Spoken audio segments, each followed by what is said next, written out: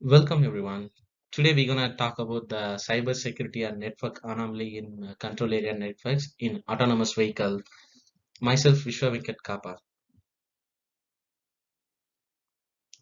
The vehicles are no longer a simple machine. It's becoming day by day smarter than we think.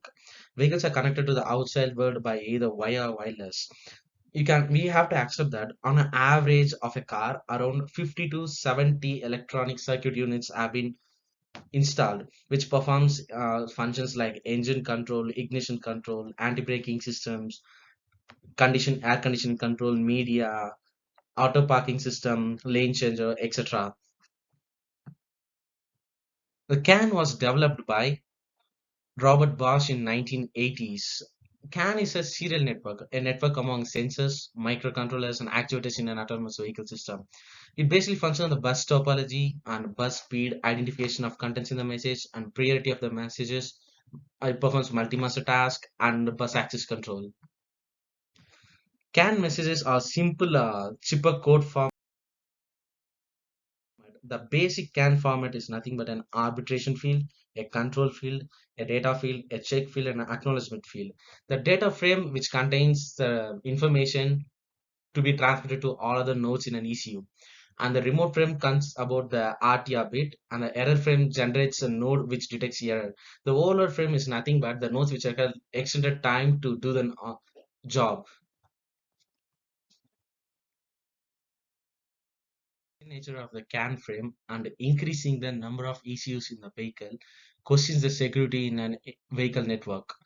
The different kind of attacks performed by the attackers such as flooding attack, a plateau attack, continuous attack, suppress and a playback attack. These kind of attack may leads to attackers gain easily to the vehicle system and disturbs the vehicle functionality and turns to a life threat, which also turns out to be a cybersecurity problem to the vehicle environment. The loss of information leads to the malfunction of the system. The CAN framework leads for the attacker to do reverse engineering.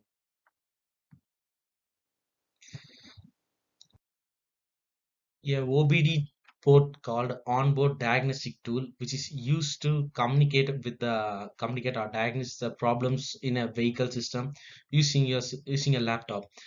A vehicle is connected with the various communication technology like Bluetooth, Wi-Fi, and radio frequency detection methods. Yeah, vehicle system has a radio, CD player, and satellite receivers, which obviously make a path for an attacker to find a way to intrude into the system. For an example, there are a lot of applications which are in internet can download and flood the vehicle network. This obviously leads to the security concerns of the system.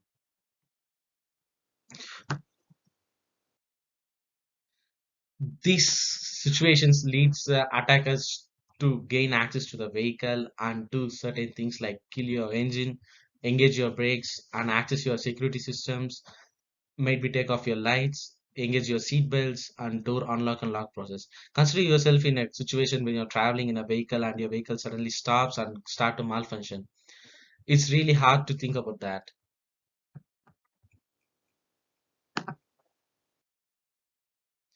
Due to the security concerns and cyber security network problems, the researchers and a lot of companies are involved in developing new frameworks and to detect the network anomalies. The proposed frameworks consist of like modifying a CAN framework or by introducing to techniques to avoid a malicious messages or by tracking the breach of the malicious attacker or giving specific IDs to ECUs to secure logging or by instruction detection or extending the payloads or messages in a CAN architecture. The main objective of this framework is to design security by design, privacy by design, and risk and threat management. To design a framework, certain standards and security systems have been published by the governments, like ISO 26262, an automotive safety integrity level, and SAEJ 3061, and threat analysis risk assessment management. The main purpose of these standards is to be legally responsible and integrity of the technology to maintain data management, mobile services, and permission requests, and certain accessibility. An interesting framework called Indra has been proposed. This proposed framework that monitors the messages in the CAN-based automotive systems and detects the presence of the attacker. In an offline phase, Indra uses deep learning to learn the normal system behavior in an unsupervised fashion. At runtime, Indra monitors the network and indicates the presence of the attacker if any anomalies or deviation from the normal behavior learned during the offline phase are detected. Indra aims to maximize the detection accuracy and minimize the false positive rate with minimum overhead on the ECUs. It is a lightweight recurrent autoencoder based intrusion system. The intrusion system measures the deviation from the normal system behavior. Large coverage of attacks, high confidence in detection, and low false positive rate are the positives of this. An experiment was conducted using a smartphone app, which is a setup that a vehicle network was connected with a malicious app, which floods the malicious messages into the system. The results and the observation from the system explains that there is a need for encryption and authentication of CAN data frames and an efficient key management for the CAN system. And it also says that there is a need for forward and backwards key secrecy of the messages that travels or shares between the ECUs and the vehicle network. And it also suggests that there is a need for regular update and regeneration of the keys, which is no longer or been become old.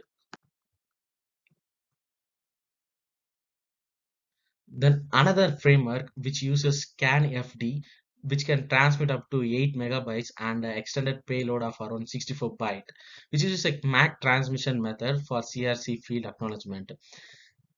The main structure of this is which uses determination of a ASIL based automotive security level and definition of a security requirements.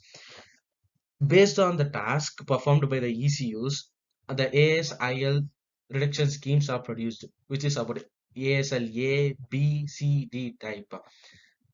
De- by defining the data payload condition code and the data frame identification, loading long-term symmetric keys and distribution of initial session keys, encryption and authentication of data frames, key update and a session key with an external device, and access control and the trustworthiness of a ECU messages.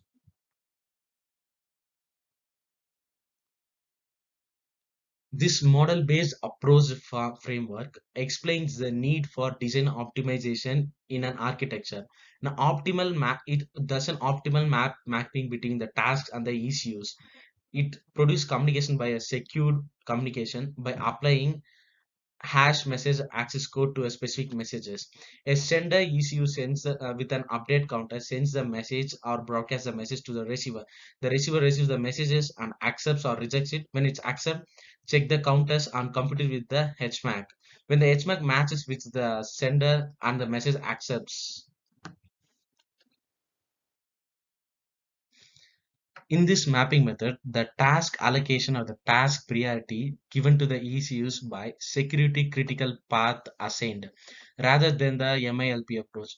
This method reduces the or minimizes the security risk rather than other mapping approaches. A recent work proposed that a first technique to detect the anomalies or the malicious messages in the network. This framework has a dynamic security test uses first testing, packet discovery, binary search, and a bit setting or a bit.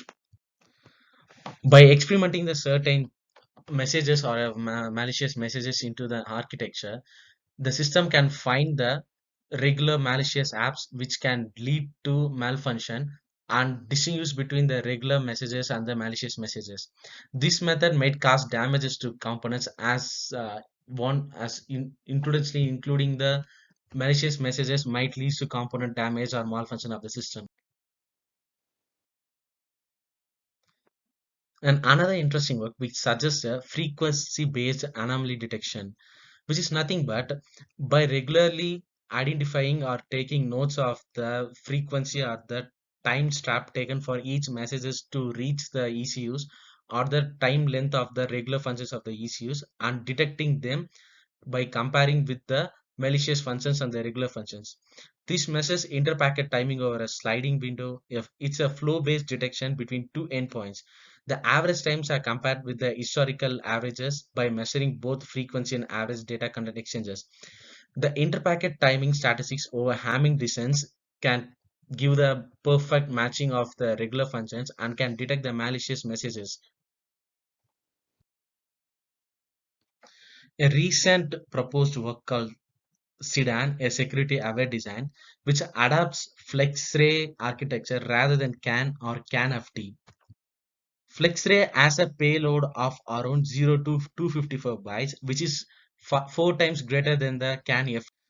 The design flow of this design driven by task allocation of the messages, frame packing of the incoming and outgoing messages, driving security requirements based on the particular ECUs, optimizing message key sizes using GRASP, which can lead to extended bits, and setting up session key for identification, authentication by encryption and decryption of the sender messages or the receiver messages, and a runtime message scheduler.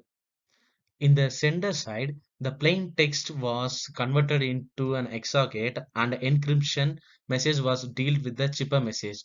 On the other side, the encryption message was sent to the hash function and again given to an XOR function and given to the MAC layer. On the receiver side, the functions reverse and the plain text was received on receiver side. Due to the lot of encryption and decryption based on the hash function, the detection of malicious function or the network anomalies can be in a high rate compared to other works. The proposed works and the recent study on CAN architecture suggests that the security challenges is based on the broadcasting nature of the CAN network and the fragility to denial of services, which is the CAN network may deny services that are not appropriate or the messages which are not identical to the regular services. There is no authenticator fields which detect to detect malicious messages and weak access control over the ECUs and other frameworks and imperfect network segregation such as high and low. To develop a CAN architecture which is efficient for the vehicle network system, we there is a need to consider these kind of challenges to overcome. Thank you. Have a great day.